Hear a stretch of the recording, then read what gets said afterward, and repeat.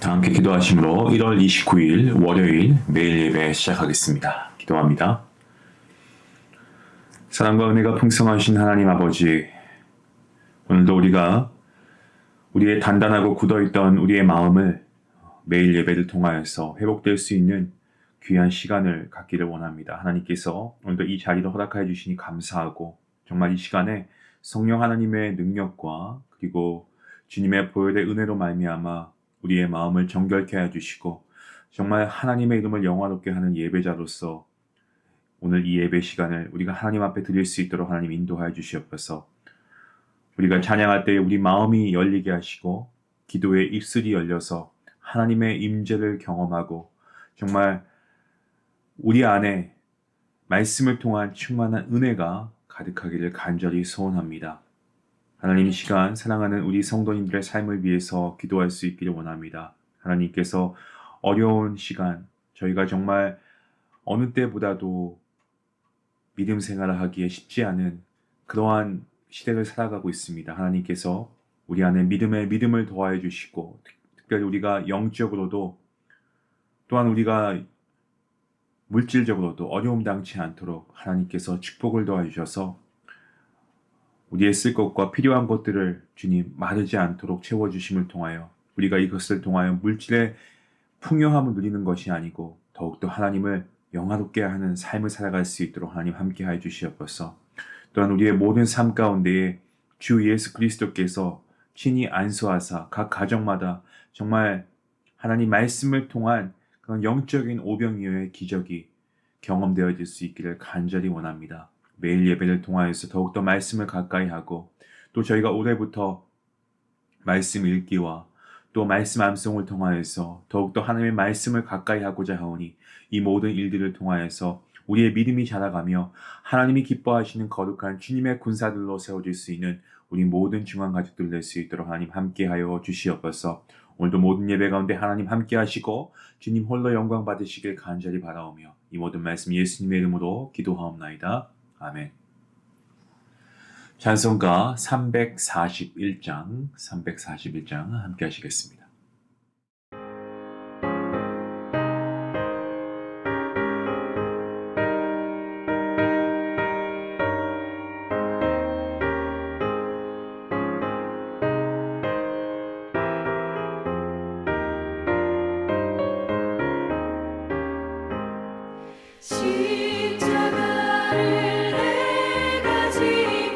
주를 따라갑니다.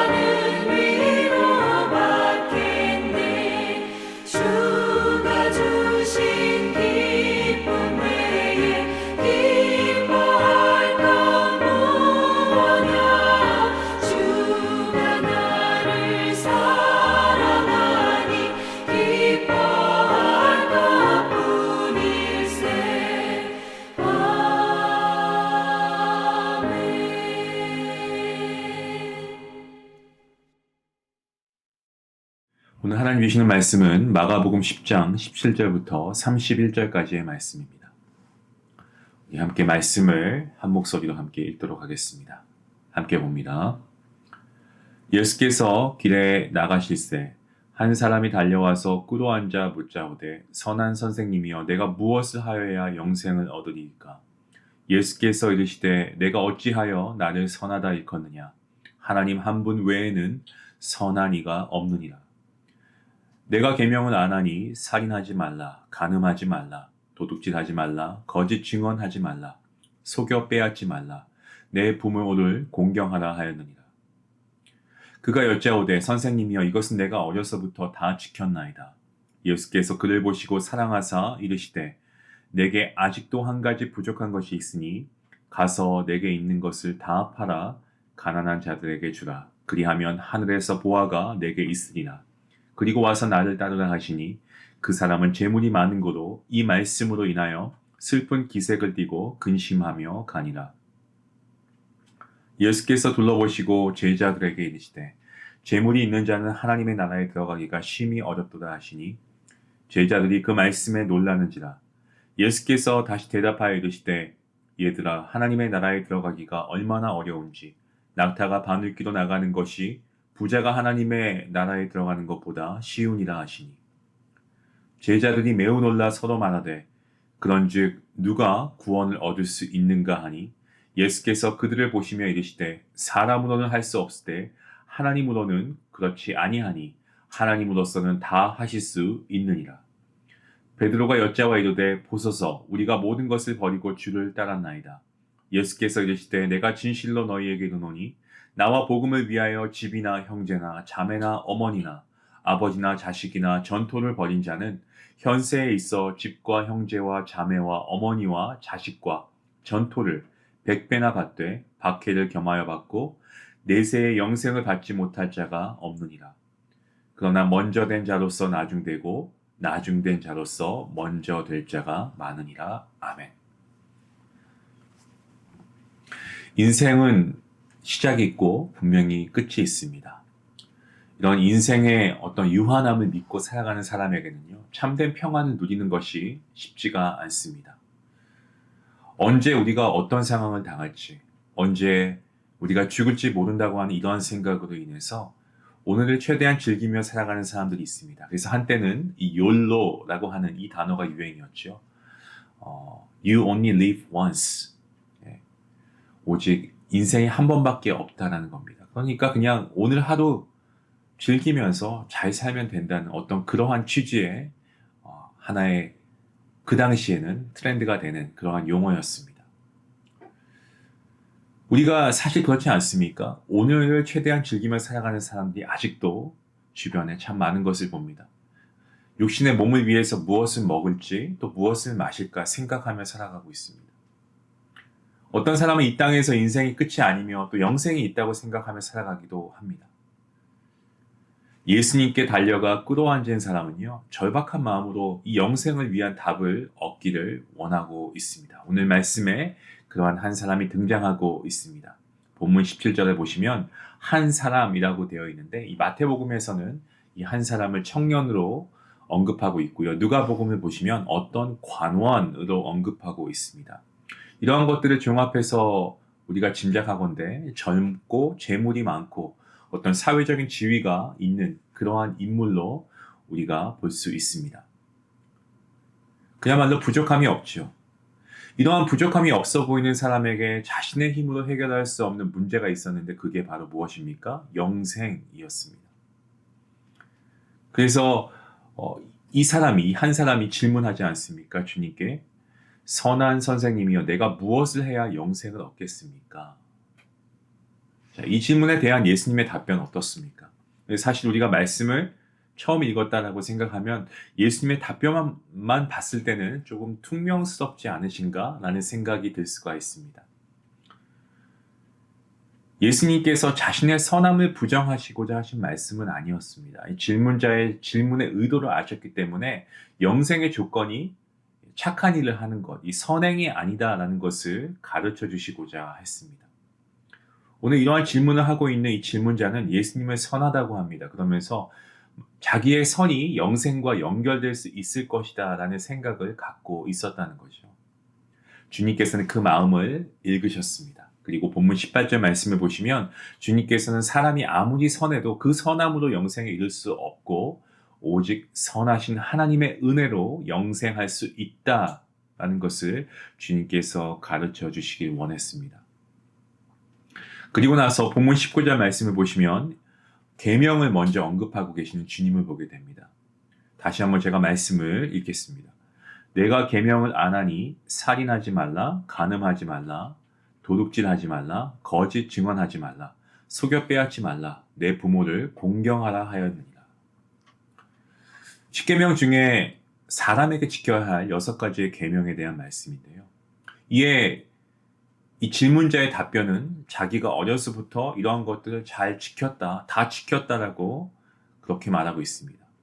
그 사람은 자신의 기준으로 가지고 계명을 잘 지켰다라고 하고 있습니다. 어렸을 때부터 다 지켰다는 답변으로 보아서 그 사람은 아마도 바리새인의 가문 혹은 그에 준하는 가정에서 아마 철저하게 부모로부터 계명과 율법에 대해서 교육을 받은 사람으로 여겨집니다. 하지만 부족한 점이 있었습니다. 주님께서는 그 사람을 사랑하는 마음으로 그가 보완해야 할 부족한 점을 알려주고 계시죠. 젊고 재물이 많고 사회적 지위가 있는 사람에게 부족함은 어울리지 않아 보입니다. 한 가지 부족한 것이라는 것은 많은 것들 중에서도 유일하게 어떤 하나를 가리킨다기보다는 매우 중요한 한 가지로 보아야 됩니다. 재물이 많은 사람에게는 100 중에 99의 비율을 차지할 정도의 중요한 한 가지였습니다. 본문 21절과 22절 말씀에 기록된 예수님의 답변에서 우리가 2가지를 생각해 보면 첫 번째는 뭡니까?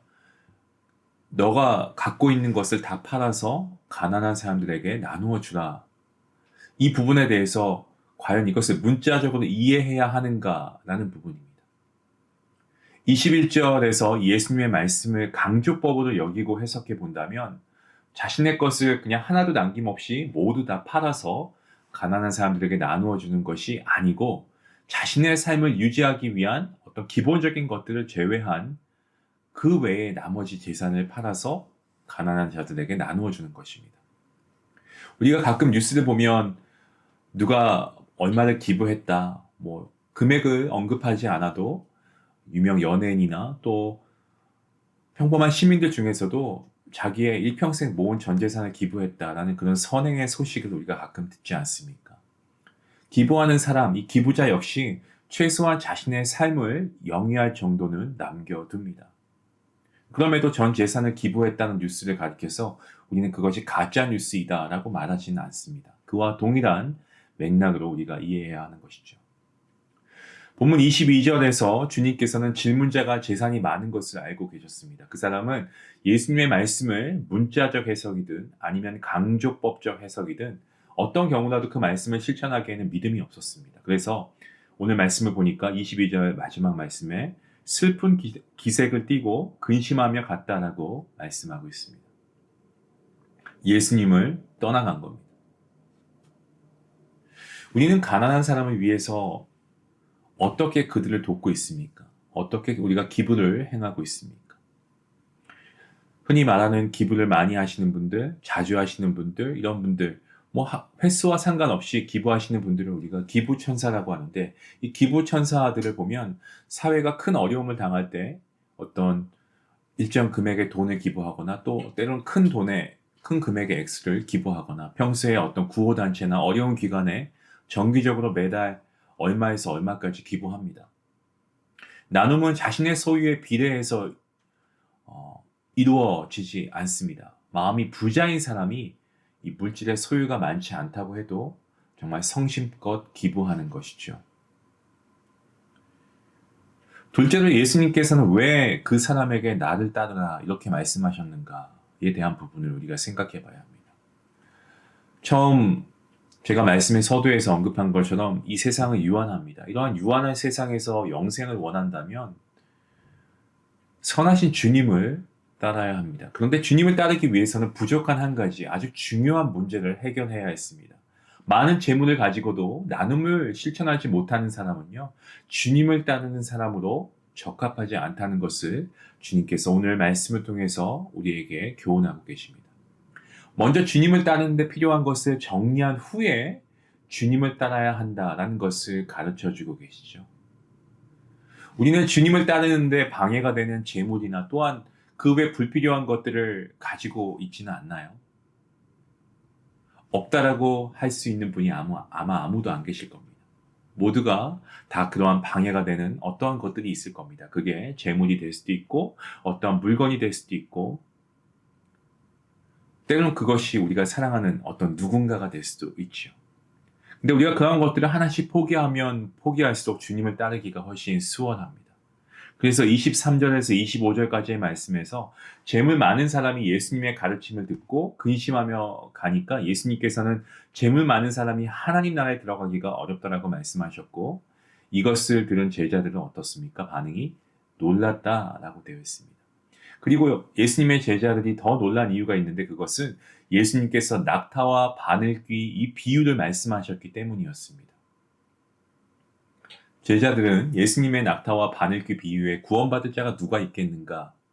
그러한 의구심이 강하게 생겼습니다.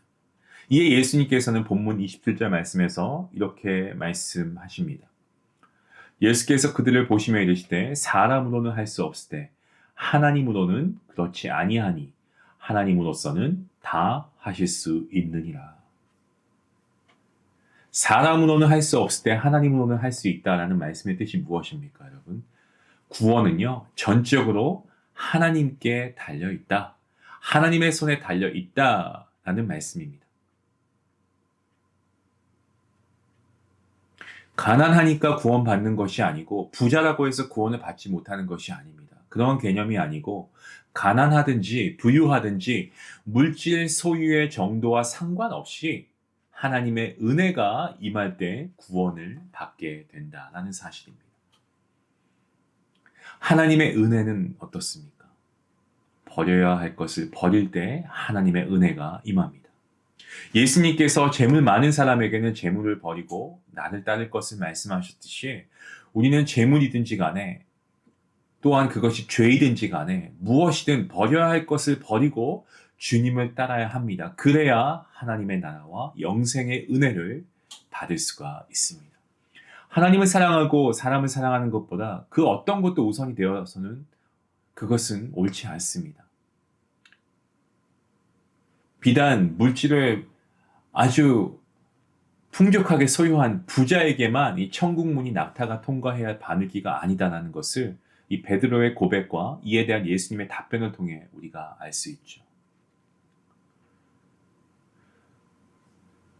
주님께서는 이 물질의 부자만이 구원을 받기가 어려운 것이 아니다라는 것을 분명하게 알려주십니다. 베드로는 배와 그물을 버리고 주님을 따랐습니다. 그래서 부자 청년에 관한 예수님의 가르침을 통해서 자신은 충분히 구원이 받을 자격이 있다라고 생각했습니다. 그러니까 예수님께서는 배와 그물을 버리고 주님을 따르는 베드로에게 구원은 재물만을 버린다고 되는 것이 아니다라는 것을 알려주셨습니다. 그러면서 집이나 형제나 자매나 어머니나 아버지나 자식이나 전토를 버려야 한다고 말씀하셨습니다. 주님보다 그 어떤 것도 우선시하지 않으면 현세뿐만 아니라 내세에서도 영생의 은혜를 받을 것이다.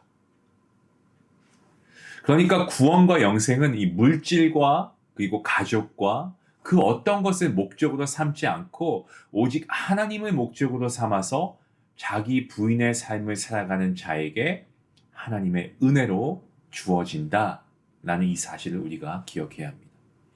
자신의 가족만을 사랑하지 않으며 이웃과 가난한 사람을 사랑하고 자신의 소유와 그리고 자신의 가족만을 위해 사용하지 않고 이런 것들을 이웃과 가난한 사람들을 위해 사용한다면 그 사람은 하나님 나라에 합당한 사람이다라는 것입니다. 이제 본문 마지막 절 말씀인 31절 말씀입니다. 자, 뭐라고 말씀합니까? 그러면 먼저 된 자로서 나중되고 나중된 자로서 먼저 될 자가 많으니라. 일반적으로 사람은 어떻습니까? 태어난 순서가 있고요. 그 순서에 맞게 육체가 성장합니다. 형이나 언니가 일반적으로 동생보다 더 큽니다. 그런데 믿음으로 태어난 사람은요, 순서대로 믿음이 성숙해지지 않습니다. 우리가 많은 부분, 이런 부분에서 헛갈려 하는 것 같아요. 나는 오랫동안 믿음 생활했으니까, 나는 부모님 때부터 쭉 교회를 다녔으니까. 여러분, 그런 것이 중요한 게 아닙니다. 내가 모태신앙이었다고 해서 태어난 사람 순서대로 키가 더 크는 것처럼 믿음이 그렇게 성숙해지는 것이 아닙니다. 먼저 믿었지만 주님을 제대로 따르지 않으면 나중에 믿기 시작한 사람보다 뒤처질 수 있다라는 것입니다. 재물 많은 사람이 먼저 믿었으나 나중에 믿기 시작한 사람보다 뒤처졌을 것이고요. 제자들 역시도 먼저 주님의 부르심을 받고 주님을 따라가고 있었지만 주님의 말씀을 지속적으로 듣고 따르지 않았다면 믿음이 전진할 수가 없죠. 후퇴하였을 겁니다. 주님께서 제자들에게 그렇게 되지 말 것을 당부하고 계시는 말씀입니다. 사랑하는 중앙가족 여러분, 오늘 하루 믿음으로 태어나 인생의 후반전을 살아가는 분들이 계실 겁니다. 정말 그렇다면 우리가 재물 많은 사람처럼 슬픈 기색을 띠고 근심하면서 주님을 떠나는 사람이 되어야 할까요? 사실 이것은 우리가 오늘 하루를 살아갈 때에 우리 모두에게 필요한 마음가짐이 아닐까 생각합니다. 사실 우리의 삶의 개수는 주님만이 아시지 않습니까? 만약에 주님께서 내일 오신다면, 아니 오늘 이 매일 예배가 끝나는 순간에 예수님이 오실 수도 있지 않습니까? 언제 오실지 우리는 알 수 없지만 우린 준비되어진 신부가 되어야 되겠죠. 그렇다면 오늘 하루만이라도 지금부터 우리가 당장 우리가 어떻게 살아가야 될까요? 우리가 오늘 나오는 이 재물 많은, 정말 이 사람처럼 슬픈 기색을 띠고 근심하며 주님을 떠나는 것이 맞겠습니까? 그게 아니죠. 주님과 복음을 위해서 우리가 좀 버릴 것을 버리고 주님을 따라갈 수 있길 원합니다. 오늘 그 말씀을 우리에게 하고 계시는 겁니다. 사랑하는 성도 여러분, 우리 이렇게 살아갔으면 좋겠습니다. 저와 성도님들 모두가 정말 주님과 복음을 위해서, 오늘도 주님의 영광을 위해서 우리가 살아갈 수 있길 원합니다. 그리고 우리가 버릴 것을 버리고 주님을 가장 우선시하고 중요시하고 주님의 영광만을 위해 살아갈 때에 오늘 하나님의 나라가 여러분의 삶의 거처에서, 여러분의 일터에서 하나님의 나라와 그 뜻이 분명하게 이루어질 줄로 믿습니다. 오늘 그 믿음을 가지고 오늘 주님을 위해 살아가겠습니다 라고 고백하는 귀한 복된 성도님들 될 수 있기를 주님의 이름으로 간절히 축원합니다. 기도하시겠습니다. 하나님 아버지 감사합니다. 주님께서 흘리신 피로 죄사함 받아 하나님 나라와 그리고 영생의 은혜를 받았음을 우린 다시 한번 분명하게 믿습니다. 그리고 감사한 마음으로 이 시간 하나님께 기도합니다. 정말 우리의 삶이 너무나 한정적이어서 우리가 유한한 이 세상 가운데 영혼의 잇된 삶을 살아갈 수 있도록, 우리가 버려야 할 것을 좀 버릴 수 있도록 가르쳐 주시니 감사합니다. 주님과 또 복음을 위해서 오직 하나님 한 분 외에 그 어떤 것을 목적으로 삼아 살아가지 않도록 주님 우리를 붙잡고 인도하여 주시옵소서. 긍휼히 여김을 받은 자로서 긍휼히 여겨주시는 주님의 마음을 본받아 사람을 사랑하게 하시되 자신의 가진 것을 기꺼이 나눌 수 있는 믿음 허락하여 주시고 정말 우리에게 이러한 나눔의 그러한 기쁨도 허락하셔서 우리가 오직 주님만을 위해서 복음을 위해서 기꺼이 우리의 이러한 것들을 나눌 수 있는 믿음을 통하여 하나님을 영화롭게 하고 하나님 나라의 확장과 성숙에 기여할 수 있는 귀한 복된 성도가 되게 허락하여 주시옵소서. 감사하며 예수님의 이름으로 기도하옵나이다. 아멘. 오늘 말씀 생각하시면서 여러분 정말 우리가 좀 나눌 수 있는 믿음으로 우리가 나아갔으면 좋겠습니다. 오늘 말씀에 나온 한 사람처럼 예수님께 달려와서 꿇어앉을 정도로 인생의 절박하고 풀기 어려운 과제, 문제가 여러분에게 있지 않습니까? 그렇다면 여러분 주님께 찾아가시길 바랍니다. 그리고 주님께 구하십시오. 그리고 주님께서 주신 그 말씀대로 순종하며 나아갈 수 있기를 원합니다. 오늘 우리 안에 하나님 외에 그 어떠한 것도 하나님을 대체할 수 없습니다. 우리에 대한 그 세상에 대한 애착을 좀 내려놓고 우리가 믿음의 성숙에 이러한 것들이 방해가 된다면 기꺼이 우리가 그런 것들을 버릴 수 있기를 원합니다. 그러한 믿음의 결단이 있기를 간절히 우리가 소원하면서 함께 믿음으로 기도할 수 있는 시간이 되길 원합니다. 함께 기도하시겠습니다.